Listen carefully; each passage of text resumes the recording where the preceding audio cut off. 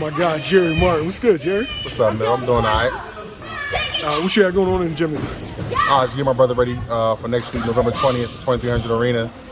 Fighting got Edgar Torres, 8-2. Another good fight, another strong opponent. We're just gonna go out there and do the best we can do. All right, well, first, I want to give you my condolences, you and your brother, Philadelphia legend, Jerry the Bull Martin. Your dad, he passed away.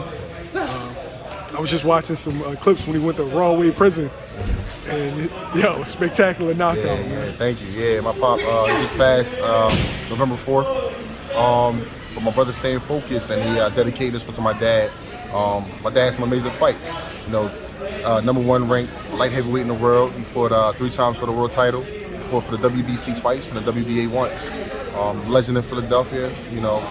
Great guy. Everybody know him. Always smiling. Always a figure around the gym.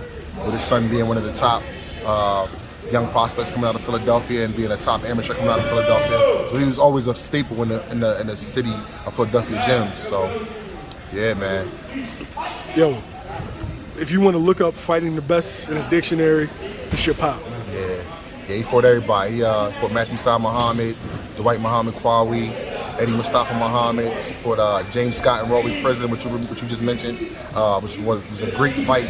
At that time in the 70s and 80s. His career was only 7 years long. People don't know that. He didn't start boxing until he was 25. He turned professional at 25 years old. Coming from Antigua, which is Antigua Barbuda. He's from Bowlings, and so he comes to the United States at 21 years old. And started training. I think he started training like around 22. He turned pro at 25. Did he have any amateur fights? Never had an amateur fight. Nah, never had an amateur fight. So he had that much success just off the... In 7 years. Just off the streets? Off the streets, in 7 years.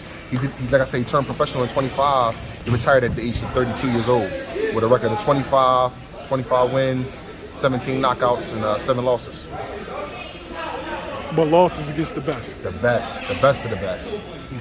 The best of the best, the top of the division. Like I said, he fought for the light heavyweight title 3 times. What can these fighters of the day learn from a legend like your pop? Take an opportunity when it comes. Some of these guys, they're afraid to fight each other or afraid to fight this person. My dad fought everybody in that time. He actually was sparring partner with Michael Spinks, Yaki Lopez.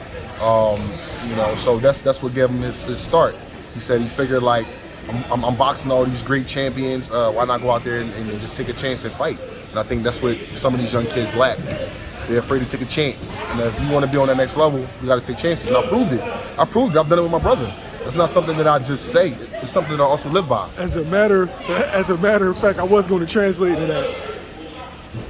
Your dad's career is kind of paralleling your brother's. Your brother is fighting these dudes not for world titles. He's fighting them on the way up. On the way up. Your Joey Spencer's, your Xander Zayas. Yes. 2 great prospects. Knocked off Vito Melnicki. Yep. Yeah, man, he kind of had the same upbringing. Well, my brother did have a big amateur backing. He did have extensive amateur backing. He fought an Olympic qualifier. He won title national tournament. He was the number 6 ranked in the United States. So he did have a pretty good amateur backing, which my dad didn't have. But not having the big promotional company behind them. But we with King Promotions, they treating us great. Getting us great fights. We're having to work a little harder than some of these other fighters that's got the big promotional contracts and getting the easy fights, knocking out these easier opponents.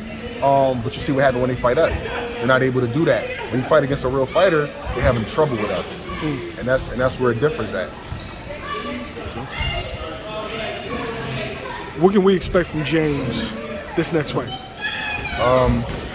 Explosiveness. I think he's really out to make a statement and put the whole world on notice in that 147-pound division. Our division is packed, and to speak of, we have one of the best welterweights in the division right now, Jerron Bruce Ennis, we're out of the same gym. You know what I'm saying? They work side by side a lot of time, not as much as they used to back in the day, because Jerron trains earlier in the day, my brother comes later on at night. But coming up in their career, they trained alongside each other almost the whole time they were growing up. So I think what my brother's going to do is make a statement in this fight and show the whole world that, look, I'm here to stay, and I deserve to be in the talks with some of those other up-and-coming fighters that everybody's talking about, all these top prospects. Bye.